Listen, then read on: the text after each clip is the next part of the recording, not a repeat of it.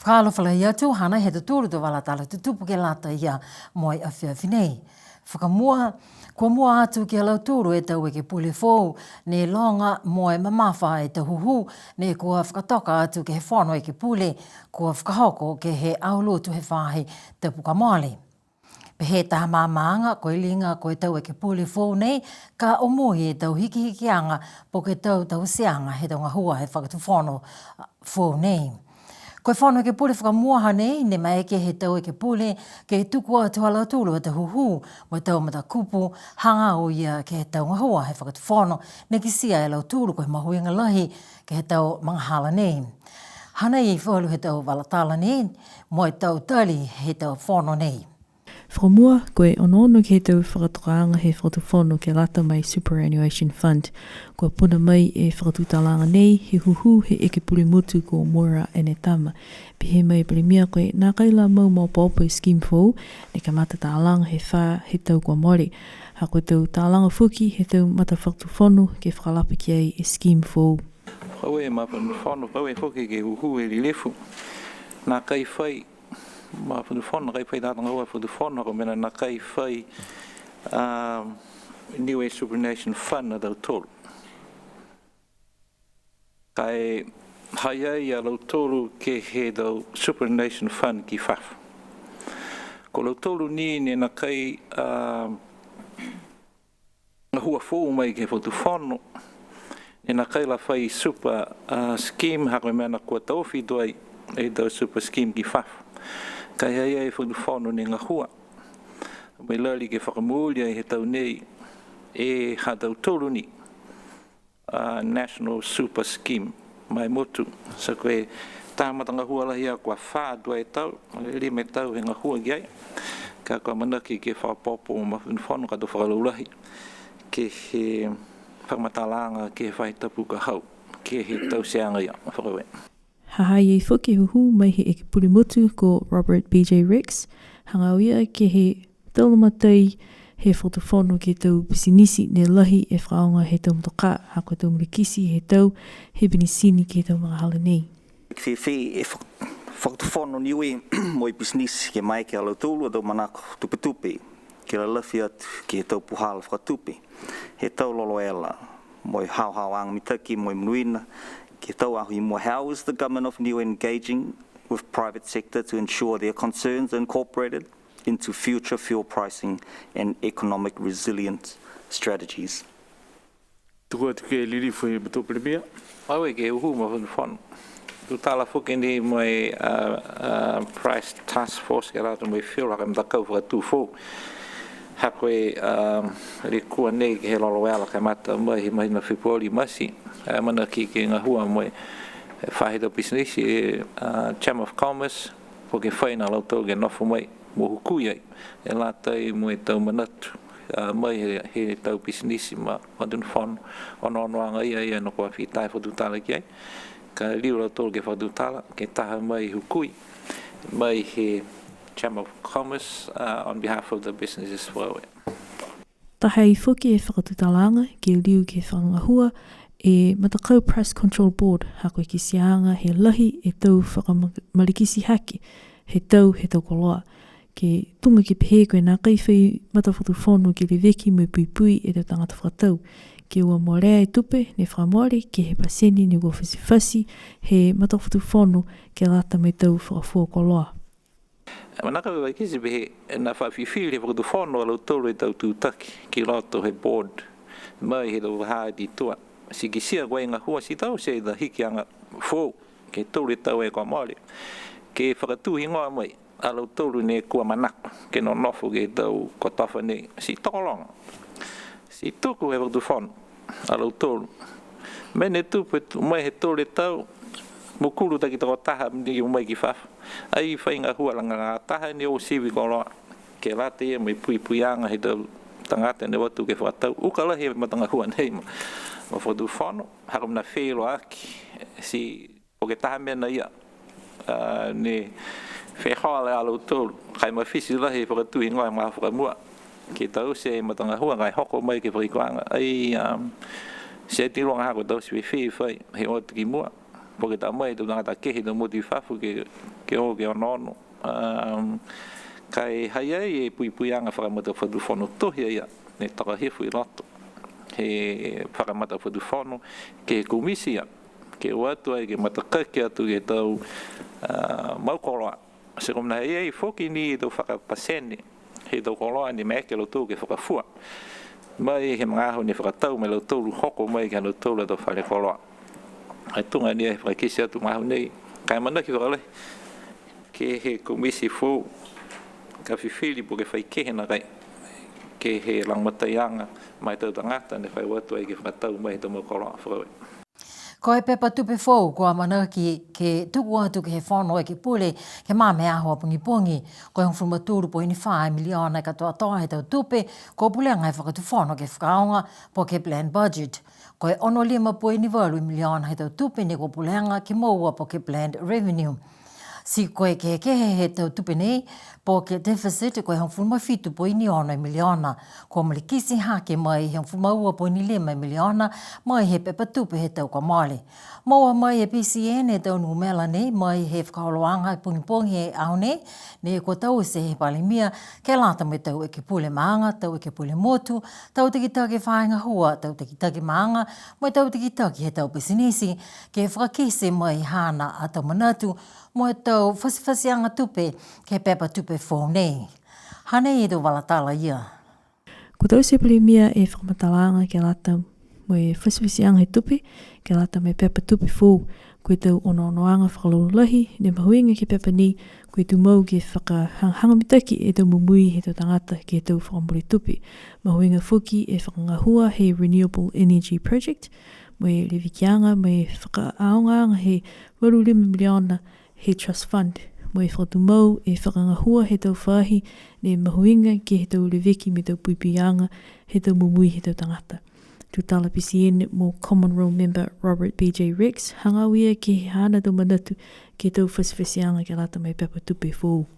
Hako ki sianga, mitaki kua maeke ke whakalataha mai pēnei, tau tau tolu osi ke whai whakamatalanga mai he hatutolo palemia ke hana whakisianga ke pepa tupe hatutolo ne ono ke whakangahua ki ai ke tau uawhi ono, ke he uawhi fitu. Mai longa e pepa tupe hatutolo kua liu asihake do numela mo e hana whakamatala ki atu tūli mga puipung nei ke koe tō mena hana ne mohe misi gai. Si ko pia ni hana whiwhirianga ki he pepa tupe pese ni nā kai hokosia e tupe ne amana ke whakatufon ke maua, ke whakangahua e hatu tūru budget ke lata mai tau whau nei. Kai mai longa, linga haha ia mo hana tau kaungahua, mo tau tutaki ke langmatai, ke whalapuhala, ke lali, ke ngahua whakalata-lata, ke he tupe ne maua, ke lata mo tau nei, mua atu ke he tupe ne kua whawhasi, ke whakangahua ki ai. Te tala i whuke PCN, mai taha tiki maanga hawa ia, ma tu whiwhini ko Mary Delacey, ke hana tau manatu ke tau numela he pepa tupe fōu. Mai tau matai ni mahinu ke vai ia, ke mua mai he whakatufonu. Tō taha e uka he whakaholoanga ngahua ke he lari, ke he tau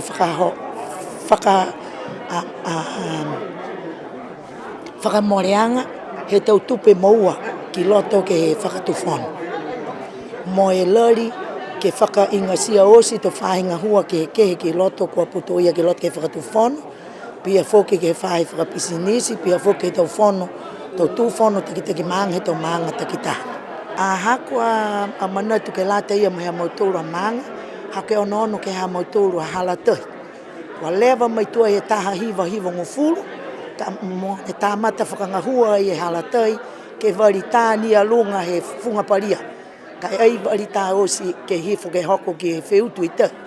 So koe manako lango matai a mautoro e maanga, koe mena hia ni tuko e ore, ke whewhea ke liu whakamarikisi ha ke mai hongo fure afe, ke ua furu afe, ke mai ke maanga, ke lango matai, mai whaonge tupe ia, ke lango matai ke poratu ha mautoro ke tau se naka ini ko e poratu ke whenatu ke halatai ke pia ke tau whakahanganga mita ke tau halavao. Si pia whoki ke tau koloa ke whakahanganga mita ke aki e maanga. Kua lata ni ke une ha ke e totongi, ke lata ia mai maanga. Kai whakau e lahi ke tau monuina, ko moa he maanga, mai he tau kua mori ki tua ke hoko mai ke tau mauni, ka e tu mauni ke ore mai manako. Ke whakaunu hake ki mua he tau tamalangu matai, ke lata me tau tangata ngahua ke whanota ki taki maanga, pia whoki me tau ngahua ke lata mai maanga. Ko ka māta e tau ngahua kumi po ke tau test he whāhinga hua utilities ke lata ia mo tau solar panel ko amana ke tuku atu ke power supply system he motu. Tu tala PCN mo te ki tā ke whāhinga hua ko Glenn Chapman ko pehe mai ia ko e wala ia ke uaha ke nei mo e tau wala whakahukuhiku ke whakaosi atu ke he mahina haiulei e kisia e ngahuanga he solar power. Koe tau kumikimi anga whamua ko whakahoko ke pūtuloto ke pungpung whaile, me powe iumi ke pungpung tapu he whaitapu ko mori. Nā kai whaile kua po ke masi hila ke tau mahala nei, kai kua whakatoka ke tamasi pawaki e hila ke tau kumikimi anga ke he whaitapu nei. Kua hoko te amatore maho nei ke he whaholanga ia, Niue Energy Phase 2 Solar Project, hae ki hiku whenanga he matapotu mare waleri. Ko e whakausiusia he ngahua hena ia, so ke haia e tau matakau ni ngahua ki ei, tau contractors, ko o mai i te he tapu nei, ke ue whahe tapu, ke ka mate e tau ngahua mautoro ke tes, e ngā matahua nā ke hangangamitaki mō ka whakamui ai a iulei.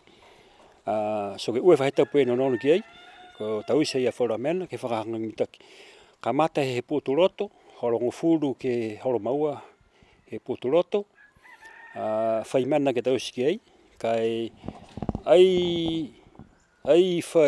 ai lata ke mase hila he donga hua ia. Pia ni ke pōwhai umu, hoko atu ke hao tapu, horongo furu he pōwhai umu, hoko atu ke hola tōru he mungipongi he hao tapu. Kai ngā hua whoke he mo tōru ke tau se whaura mena ke whakahangamitaki e tau pua hila, mo i tau solar panels ia he marewakalere. Ke lata ai mo e aho lotu po ke aho toloto he tapu kahau, ka tau sia e tau tes ke lata mo e ato tōru a whahinga ua hila, tau kawi hila, tau transformer. Kai maunga hana ne tō ngahua ola e tau tōru haka mena masi hila ke whakata ai e tau tes nā ke tausi.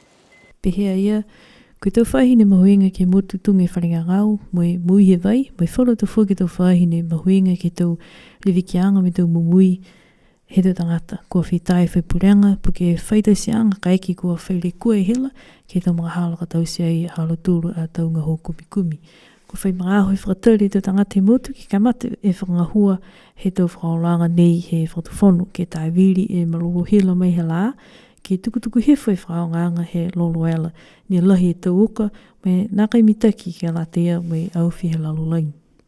Koe matakau talatalei, koe hanonga, koe matakau talatalei, ne whenonga mai he motu ko Aotearoa, ko hoko mai a tūlu ke whakalaulahi atu ke he tau pū mo e tau koloa whakatātā ke whanua ko Hikulangi Sculpture Park. Koe matangahua nei, ne whakapuleanga mo e tau si ai mo e tau tufunga tō whakasino ne whamahani a tau tūru ki ai mo Mark Cross, mo Ahi Cross, mo e whalu tangata he motu ne tufunga ke ngahua talatalei. Kua whakaata e tau tangata ke tolo atu ke he whanua aonga tuai ko lialangi i la kepa, ke kisia e tau ngahua he matakau, poko haini ne manako ke iloa e matutakianga he tau puhala talatalai whakamauri Aotearoa, whakatatai mai ki he tau puhala ha tau tolu he motu. Pehe takitaki ko Mr. Matchett, ko e mukamuka e tau whakakoanga talatalai ke lata mai tau whanau ka kamata he whae tau he tama. He whakatatai atu ia ki he tau whakakoanga he tau wangahau Niue. Moi mitaki foki ka lahi hake tama ke he taunga hua talatalai, he loto kaina po ke maanga laulahi tunga ni ke hana maui he lahi hake mo i tau whakakuanga mai he hana mga whawa i Aotearoa. Pehe mai foki a Michael Matchett koe whakatupe ni he matakau halau tolu e whenonga nei, ha koe mahani mo iloanga he tose po ke nākai whailangomatai mai whafo ke he taunga hua anga whakamotu pehe nei. Kai tuku atu halau tola tau manatu whakaue ki a Mark Cross ke he lahi he hana tau langomatai, ke moua e tau koloa mo i tau wala akau mo whakaonga halau tolu. Whakaue foki a ia ke he maanga hala kepa, ke he halau tolu a tau whakawheleweia ki a lau tolu he hoko mai. Georgia Valiana, my BCN News. Koe ua e whaeta puka maale ne loa mai he tau whakatokaanga po ki tau whakaholoanga, he whaenga hua whakawhili, lai he motu koe taha he tau tikita ki he whaenga hua leo leo ne kua tua ia ki mua he tau iki whakawhili. Ki sia ke he whakatokaanga, he whakawhilianga koe tōru e whakahala kua lango ia ke ia ne. Koe tau whakahala nei, lau ia ke he molea e tau wai kona kawa, ke he hana sino, tau puhala whakaholo ne nā kai hanga mitaki, mo nā kai mitua ke tau mata whakatuwhono, ka whai mena kua tupule kua, po ke oka e matoka. Hana ia Georgia Valiana, mo i tau walatala ia. Kumiata BCN News ke he takitaki leo leo ko Richard Sami, mo i pehe mai ia nā kai whai manatu e whahinga hua ke mga honei, ha koe tau whakahala kua tuanga ia ke whahi iki whakawhili. Mai longa e BCN News nā kai lalongona maopopo ia e tau whakahala ke whakawhilianga lahi he motu, mo i amanaki ke tuku atu ke whakawhilianga he tau mga aho i mua. Georgia Valiana, my BCN News. Ke whakausia ke hatau tōlu tau walatala tutupu ke lata ia mai a whiawhinei, ko nei whakahoko ai e aho whakatata he maanga ko ha kupu ke he aho whaiumu whātau pukamari. Tunga e ne whamahani he tau maanga, ko whakahoko e aho nei he whāhitapu tō hoko e aho whakatata, he aho whaiumu nei ke lata ia mai maanga nā ko ha kupu. Kua tolo atu e tau tangata he maanga ha kupu, ke he halatahi nā i tuhia, ke lata mai halau tola tau whakaholoanga ke he aho.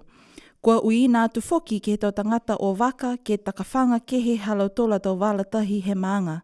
Kua kisia foki e tau whanau he maanga, kua tutunia lau tolu ke hi mai he funga sitepe he halatahi, ha koe loka he tahi. Georgia Valiana, my BCN News. Se pena hatu tūru tu walatala tutupu ke lata ia moi a whiwhinei, se manatu ke tolo atu ke maanga nā ko hakupu, ke lata ia mai ala tūru a whakatata, ke a whaiuma he whāitapu nei. Lo sana sene holo nei ko mawehe atu, no no whā mai munui nei po toliu whileweia ke whāitapu ka hauna.